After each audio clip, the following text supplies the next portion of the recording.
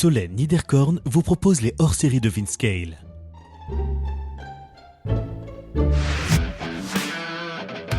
Mes discussions au France Digital Day. Fanny Rodriguez, COO de Fintecture. C'est vrai qu'on est tout petit, il y a les avantages et les challenges. Dans les avantages d'être petit, c'est qu'on peut être très réactif et donc s'échanger l'information très rapidement pour savoir comment on peut contribuer à notre niveau à la finance durable.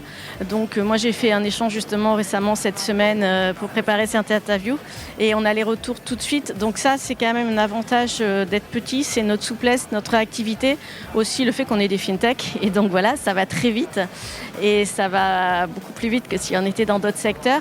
Après, on essaie tous de prendre en compte le sujet du développement durable.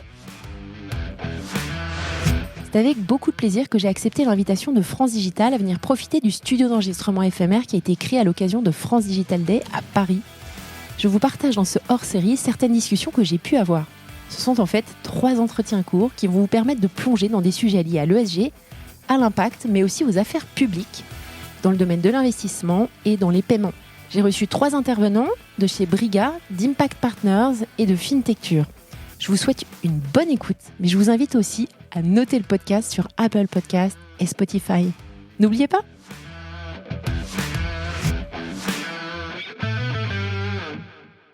Bonjour à tous. Bonjour Fanny. Bonjour Solène. Alors je rappelle pour les auditeurs qui n'ont pas suivi les précédents épisodes qu'on est au France Digital Day à Paris.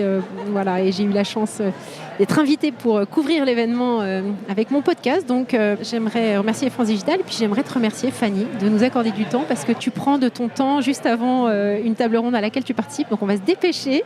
Est-ce que tu pourrais, s'il te plaît, nous parler de ton rôle chez Fintecture et nous expliquer un petit peu d'où tu viens ?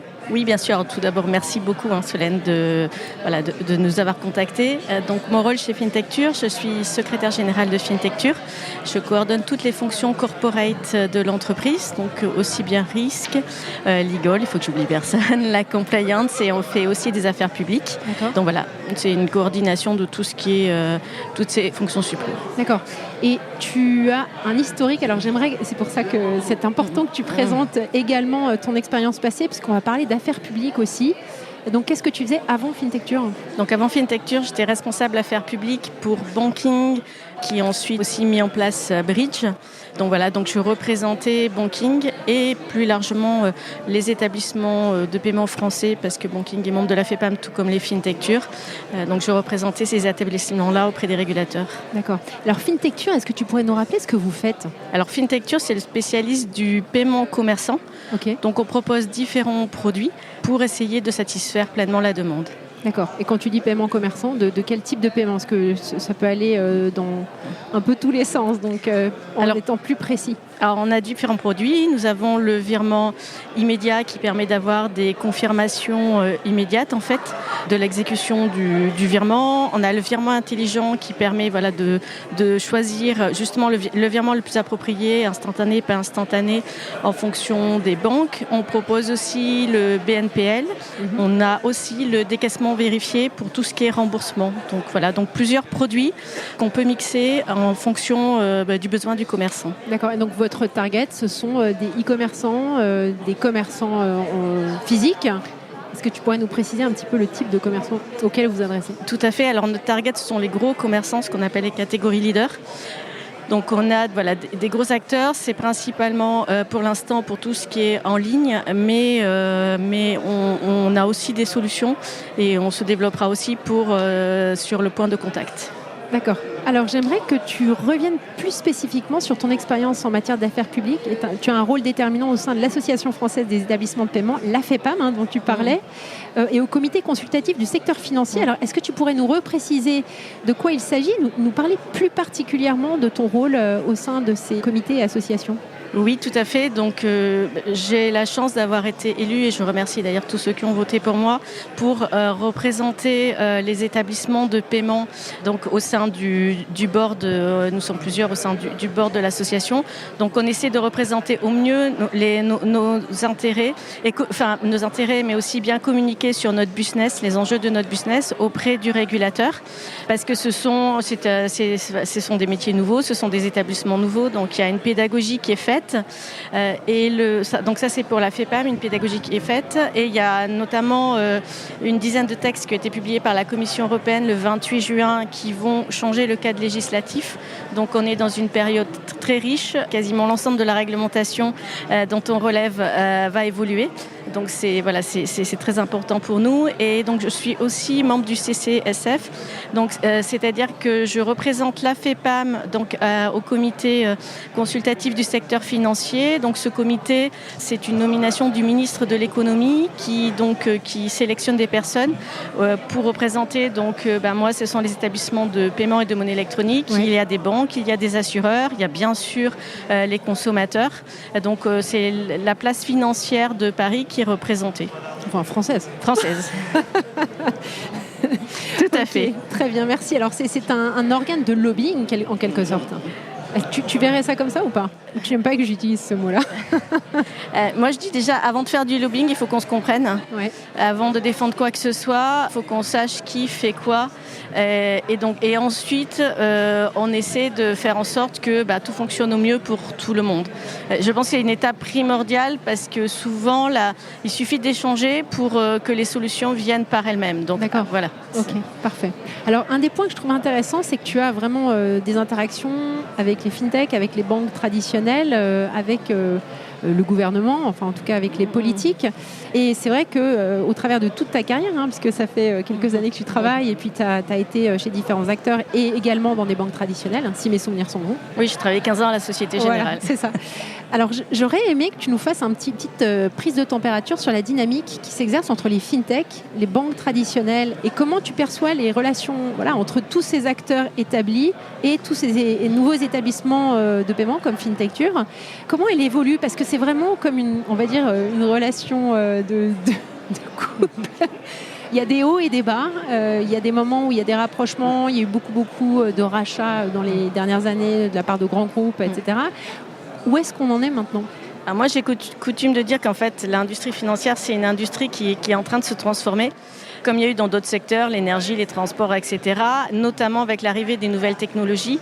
Donc c'est pas simple, mais c'est normal que ça soit pas simple, puisqu'avant il y avait un monopole des banques, il y avait pas il y a une vingtaine d'années ou trentaine d'années, on part d'un monopole des banques et puis du papier et on rajoute l'internet, les nouvelles technologies et du coup l'arrivée de nouveaux acteurs qui utilisent ces nouvelles technologies et qui souhaitent eux aussi proposer faire partie du jeu, si je puis me permettre.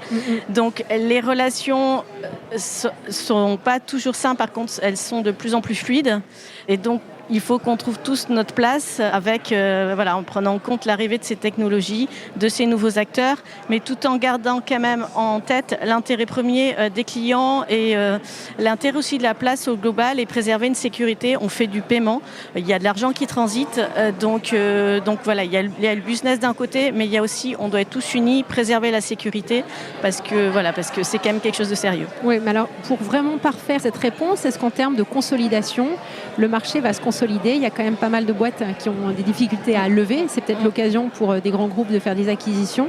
Alors, les banques, c'est normal. D'un côté, elles investissent en interne. De l'autre, elles investissent en externe en prenant des participations aussi dans les fintechs. Ça leur permet de diversifier. La difficulté à lever, j'en entends parler. Je sais que la situation est un peu plus difficile. Pour autant, Faisal, le CEO et moi-même, on reçoit tous les jours des propositions d'investissement. Donc, je pense que les conditions sont peut-être plus exactement les mêmes qu'avant.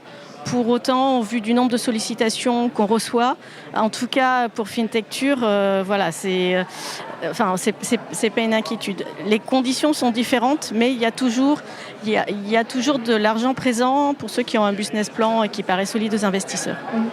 Alors, on va juste revenir 2 minutes sur la FEPAM et puis peut-être le CCSF. J'ai toujours du mal parce que ça me fait penser à CSSF, qui est le nom de l'autorité de régulation luxembourgeoise. Est-ce que tu penses, parce que ce sont des petits acteurs qu'on trouve présents à la FEPAM, comment est-ce que, vraiment très concrètement, vous arrivez, où tu vois petit à petit des initiatives, des bonnes pratiques autour de pratiques financières plus durables. Je ne sais pas si, parce que c'est quand même très compliqué pour ces petits établissements de mettre en place ces pratiques-là, notamment dans le paiement où il y a moins de réglementations contraignantes comme dans les métiers autour de l'investissement. Est-ce que tu peux nous donner des insights ? Tout à fait. Alors c'est vrai qu'on est tout petit. Il y a les avantages et les challenges. Dans les avantages d'être petit, c'est qu'on peut être très réactif et donc s'échanger l'information très rapidement pour savoir comment on peut contribuer à notre niveau à la finance durable. Donc moi j'ai fait un échange justement récemment cette semaine pour préparer cette interview et on a les retours tout de suite. Donc ça c'est quand même un avantage d'être petit, c'est notre souplesse, notre réactivité, aussi le fait qu'on est des fintech et donc voilà, ça va très vite et ça va beaucoup plus vite que si on était dans d'autres secteurs. Après, on essaie tous de prendre en compte le sujet du développement durable. Par exemple, nous, au niveau IT, on regarde clairement la localisation des serveurs et on essaie de les mettre dans des pays comme la Finlande où on sait que voilà, ce sont des pays froids et donc il n'y a pas besoin de climatisation, etc. Donc on essaie à notre niveau d'agir, mais on reste des petites entreprises. Et on doit aussi grossir, on doit être rentable, on doit construire notre produit, perfectionner notre produit, on en a déjà, mais l'enrichir. Oui. On doit penser aux clients, donc on l'intègre, mais on reste des petites structures et on ne fait pas la même chose que si on était dans un grand groupe. Après, ce qu'on fait, ce sont des actions concrètes. Donc c'est pas trop du discours, mais c'est quand même des actions concrètes qui sont on contribue quand même, même si c'est juste à notre niveau, à la protection de l'environnement. D'accord. Alors, il n'y a pas très longtemps sur mon podcast, j'avais fait un épisode où on avait beaucoup parlé de PSR, la DSP3. Toi qui es au cœur de toutes ces discussions, comment est-ce que tu anticipes les changements dans le paysage des paiements en Europe et particulièrement dans les fintech qui travaillent sur tout ce qui est résolution de pain point dans les paiements? Alors pour nous, bien évidemment, la DSP3, elle va dans le bon sens et le PSR aussi. Au début, on n'existait pas, puis il y a eu la DSP qui a créé les établissements de paiement, la DSP2 qui a rajouté des acteurs et la DSP3 qui va encore plus loin avec le PSR pour mettre un cadre pour que ça fonctionne au mieux. Donc pour nous, forcément, on le voit de manière positive et d'autant plus que là, c'est un peu l'âge de la maturité parce que certes, c'est très détaillé, très technique, mais c'est aussi ce qui peut nous permettre de mieux fonctionner et de fonctionner au niveau européen parce que ça provoque une harmonisation en Europe. Alors que pour l'instant, il y a encore des divergences en fonction des pays. Donc on voit ce texte de manière très favorable et on compte bien contribuer lors des discussions à Bruxelles. Et dans les nouveaux business models que tu vois émerger suite à toute cette nouvelle réglementation, est-ce qu'il y en a où tu te dis tiens, ça va vraiment changer la donne ? Je pense qu'en matière de paiement, le paiement par virement va quand même se développer. Ça sera un moyen de paiement complémentaire à ceux qui existent déjà. On voit aussi le succès du PNPL. Même s'il y a eu quelques difficultés pour des acteurs, il y en a certains qui réussissent très bien. Donc c'est un produit qu'on voit. Moi je donnerais ces deux exemples, le paiement par virement, le PNPL qui se développe. Mais tous les jours, il y a de nouvelles fintech qui se créent. C'est un écosystème très dynamique avec de nouvelles idées. Pour terminer, j'aimerais quand même, parce qu'on a beaucoup parlé de tout ton savoir et toute ton expérience dans ce monde des paiements, j'aimerais que tu nous parles un petit peu de FinTechture. Est-ce que vous avez un petit peu dans le pipeline, que ce soit au niveau client, au niveau features de vos produits, au regard aussi de toute cette évolution réglementaire ? Oui, déjà, nous, on est très satisfaits de voir que les clients qu'on a, Decathlon, Auchan, ADO, en fait, ils reviennent nous voir, ils nous disent qu'ils souhaitent développer les use cases avec nous, qu'ils souhaitent également que l'offre qu'on a sur certains pays, on l'étende sur des zones géographiques plus importantes. Donc ça, on est très satisfaits. Ce qu'on s'aperçoit aussi, c'est que les clients, les users, ceux qui utilisent nos services, une fois qu'ils l'ont utilisé, ils reviennent. Donc on a des retours très positifs là-dessus. Donc c'est quelque chose sur lequel on travaille, la satisfaction client, la satisfaction des users. D'accord. Avant qu'on enregistre, tu m'avais mentionné ton retour de Bruxelles avec un grand sourire. Et l'association des paiements européens, comment ils vous perçoivent ? les petits acteurs. Oui, effectivement, j'étais à Bruxelles ce matin et j'étais très étonnée parce que le Conseil européen des paiements, l'EPC, à l'origine, il n'y avait que des banques qui étaient membres de l'EPC. Et je me rappelle que Banking a été le premier établissement, la première FinTech à toquer à la porte et à demander à pouvoir adhérer, ce que permettait la DSP2. Quand je suis arrivée chez FinTechTure, j'ai fait aussi adhérer FinTechTure. Et très honnêtement, je ne m'attendais pas à être accueillie les bras ouverts par l'EPC, par les permanents de l'EPC, par les banques, parce que on est aussi concurrents de temps en temps. Et ce matin, j'ai pu voir que les acteurs bancaires, les permanents de l'EPC venaient me trouver tout simplement pour dire qu'ils étaient contents de voir que le marché était dynamique, qu'on jouait le jeu, qu'on collaborait.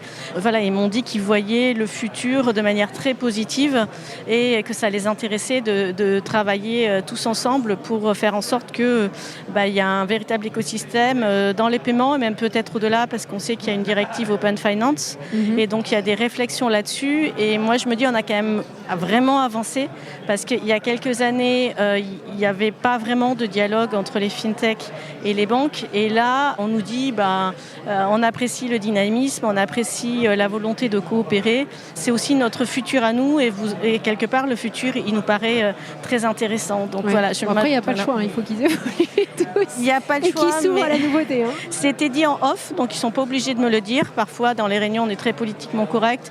Et puis en off, on nous dit les messages qui sont peut-être plus sincères. Et donc moi, j'ai trouvé très bien qu'en off, encore une fois, ils n'avaient aucune obligation à ce sujet. Ils me disent très clairement qu'ils étaient partants et que ça les intéressait. Plein de belles perspectives pour les paiements. Fanny, je vais devoir te laisser filer pour ta table ronde. Je voulais te remercier d'être venue pour venir nous parler sur FinScale. Et puis, j'aimerais adresser un grand merci à Sophie, Maro Rémy et Maëva Pépin pour l'organisation également de ce podcast. À bientôt. À bientôt et merci beaucoup, Solène. Merci à tous pour votre écoute. Je suis ravie d'avoir partagé ce moment avec vous. N'hésitez pas à me contacter sur Twitter ou LinkedIn pour me faire part de vos commentaires ou de vos réactions. Et je compte sur vous pour noter cet épisode sur vos plateformes de podcast préférées. À la semaine prochaine.